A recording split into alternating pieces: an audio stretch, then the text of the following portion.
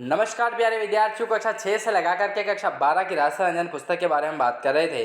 और ये पुस्तक आपके 2025 में जो भी एग्जाम है चाहता है, चाहे आपका चतुर्थ श्रेणी का हो गया, वीडियो का हो गया, कोई सा भी एग्जाम हो जिसमें राजस्थान जीके के प्रश्न पूछे जाते हैं, 100% गारंटी के साथ कह सकता हूँ कि वो प्रश्न यहाँ से बनने वाले हैं दोस्तों। क्योंकि राजस्थान जीके की महासीरीज में लेकर के लिए आपके प्रस्तुत हुआ हूँ।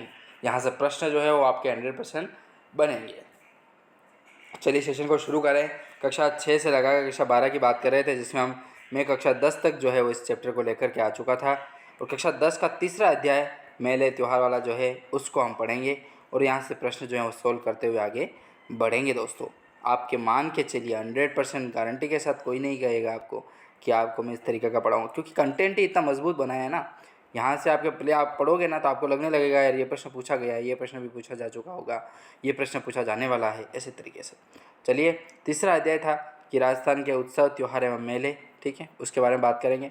ये आप कक्षा 10 की पुस्तक उठाओगे ना, ओरिजिनल वाली, उसमें आपको कक्षा 10 का जो तीसरा अध्याय ना मिल जाएगा आपको, उत्सव त्यौहार मेले राजस्थान अध्ययन की पुस्तक का। तो इस पुस्तक से उस अध्याय से संबंधित जो प्रश्न बनने हैं वो मैं आपको यहाँ सोल्व कर रहा हूँ। कितनी बड़ी बात होगी आपके लिए, कितनी बड़ी बात है कि उस चैप्टर को मैंने सोल्व कर दिया यहाँ पे। तो गणगौर की सवारी स्तर जी, शिव जी का प्रतीक, ये प्रश्न जो सोल्व करा दिए थे 10 क्वेश्चन। लेकिन एक बार मैं आपको रिवीजन के तौर पर बताना चाहता हूँ। तो विदेशी इतिहासकार ने गणगौर की सवारी को प्रसिद्ध किया था कौन? कर्नल जेम्स टोड ने अच्छा रोचक तरीके से वर्णन किया था।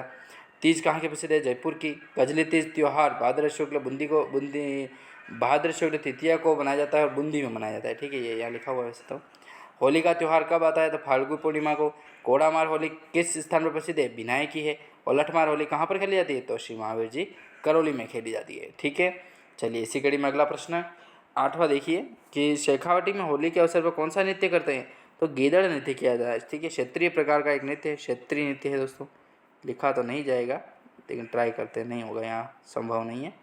तो क्षेत्रीय नृत्य है कौन सा? गीदड़, ठीक है। शेखावटी में होली के अवसर पर कौन सा नृत्य करते हैं? तो गीदड़ नृत्य जो है वो किया जाता है।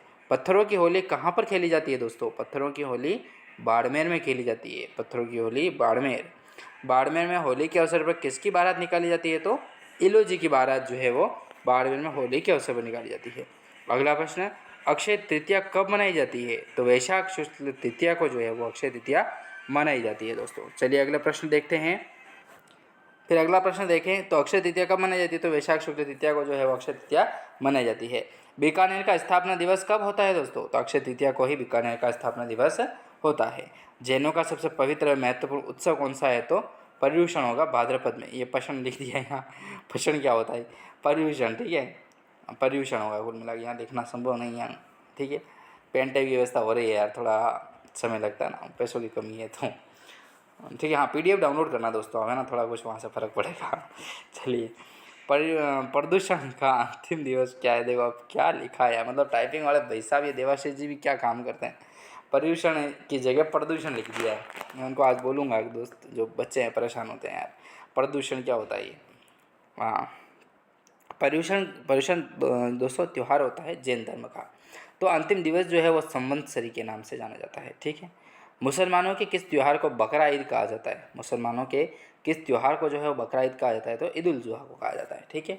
फिर है कि रमज़ान की समाप्ति किस दिन होती है? रमज़ान नहीं होता है, रमज़ान होता है। इसकी आज की देवाशीष जी को आज पकड़ना पड़ेगा। रमज़ान की जो समाप्ति दिन है वो ईद उल फितर के नाम से जाना जाता है दोस्तों।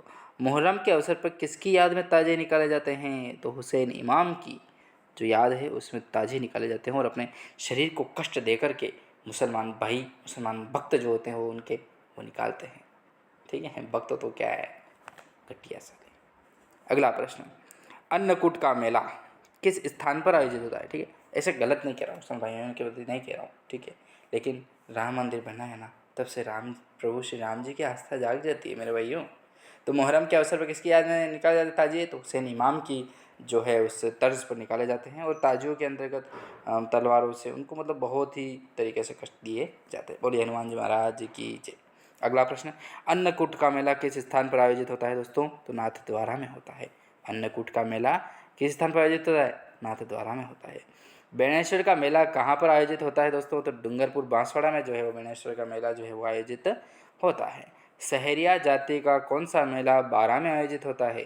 तो सीताबाड़ी में होता है। सीताबाड़ी बारां में जो है वो सहरिया जाति का मेला जो है वो सीताबाड़ी में आयोजित होता है दोस्तों सहरिया जाति का।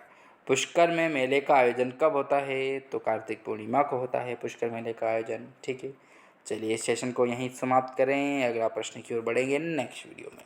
जय हिंद, जय भारत दोस्तों। और बताना चाहता हूँ मेरे मुसलमानियों को, ऐसे नहीं करते दोस्तों, मिलजुल के रहिए, हिंदुस्तान है अपना। मजाक मजाक में कुछ कह दें, बात बुरा ना माने।